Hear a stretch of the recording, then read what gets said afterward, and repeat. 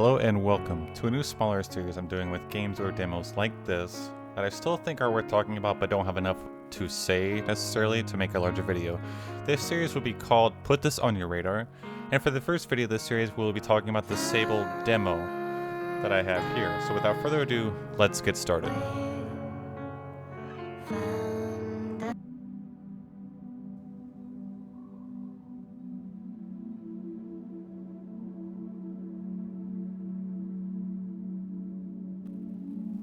So to start out, you are SABEL, a young girl going through adulthood and doing some sort of ritual with her tribe to leave it and pursue her life as an adult. I think. Not exactly 100% sure because this is just the demo and I'm sure a lot bit more would be explained in the full game. Plus, I haven't fully talked with all the NPCs in the game enough to fully understand, so that's a fault on my part. I'm sorry for that, but let's keep digging into it. So one of the first things you notice about this game is the absolutely insanely amazing art style that just drew me into it like a moth to a flame. As a big fan of, I guess, anime or Ghibli studio films in general, the fact that this game is what I would consider what a Studio Ghibli game, I guess, would look like. Naturally, I think everything about the art style of the game is absolutely amazing. And it's definitely one of a kind. I have not seen any other game that can pull it off quite as well as this. It's pretty awesome. So the game starts out with some light puzzle solving, something akin to, I guess, Zelda Breath of the Wild, before you are tossed to the open world to go find your tribe. It is here where you get familiar with the basic mechanics of stamina and climbing in SABEL. Those basic mechanics. You can pretty much climb anything as far as I'm concerned, but you do have stamina and things like that to worry about. So just walk up to a wall, you have a stamina bar that pops up.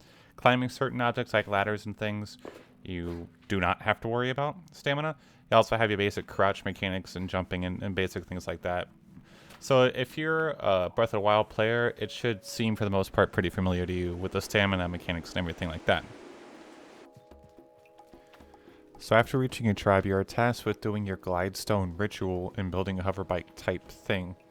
Pretty much all the dialogue will be done in this game with these dialogue type boxes that you see with everyone. Every once in a while they give you choices and stuff to say, but as of now I don't know how any of the choices affect the story as of yet, but maybe they affect something later on or whatever. And after all that, you'll talk with this guy named Driss, who will give you a raggedy little old hoverbike in order to complete your other tasks, which is a pretty cool intro to the hoverbike in general, the mechanics of how it works and how you use it. Also, with this conversation here, it kind of gives you an example of how people in this world view machines.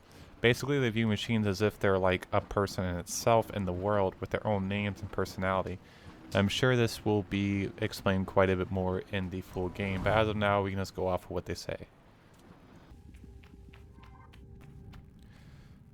Upon completing the glidestone ritual, you are given a glider type bubble thing, very much in the style of Breath of the Wild, that as the name suggests, lets you, well, glide.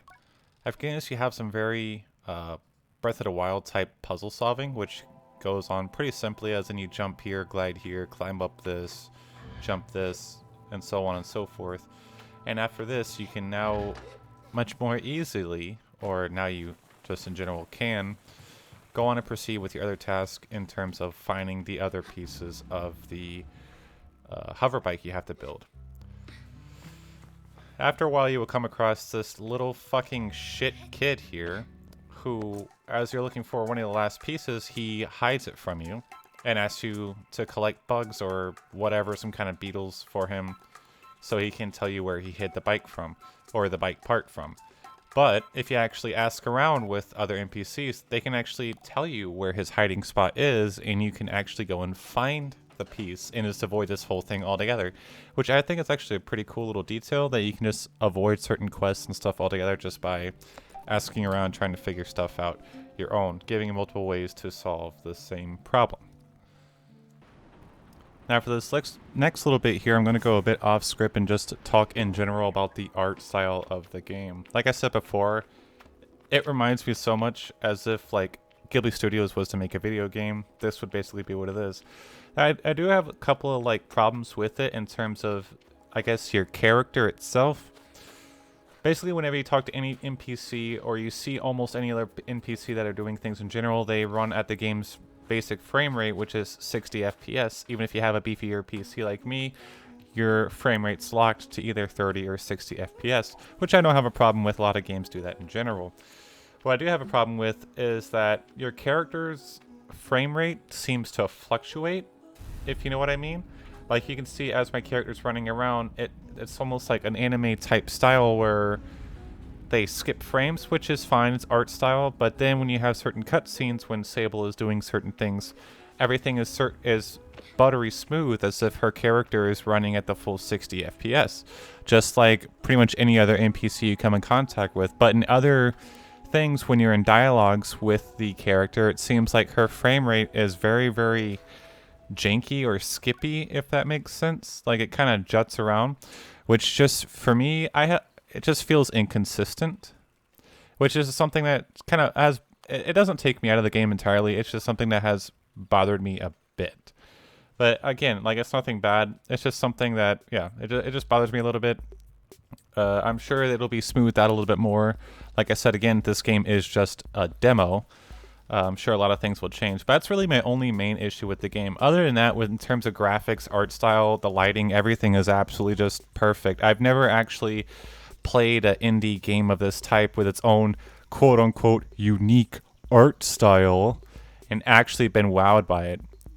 I always get tired of all these indie games that people are always praising and such, just because they just have some colorful looking pixel graphics. Not that many of them go above and beyond in terms of like this game, where the art style is actually something to be wowed at. I have never actually seen a trailer for an indie game or something like this and just have the art style itself pull me out and just go, wow, this looks absolutely amazing. And that's a massive praise from me. So, again, all in all, this art style is absolutely amazing. Another thing I just want to add here in terms of the music in the game, which is also amazing, I always like a little detail here as you're building the hover bike in the demo, that every time you add a new piece, a new part of the music is added. Does that make sense? Just a nice little detail. I figured I'd do it. But basically, after you complete all your tasks, I'm sure there's more to do in this demo. You basically complete building the hover bike and the demo is over. So that's basically all I gotta say about this game. This game is pretty amazing. Definitely put this on your radar, and I will 100% be doing a dissection of this game when the full release comes out. Again, I'm just covering the demo. This is going to be like my new series I can do on smaller games or demos and stuff that I don't feel like I have enough to talk about the full, in terms of playing the full game, but I will be planning on doing a full-on dissection of this game once the full release comes out. So thank you guys so much for joining. Have a good one, and let's enjoy this awesome outro that's probably going to get me demonetized.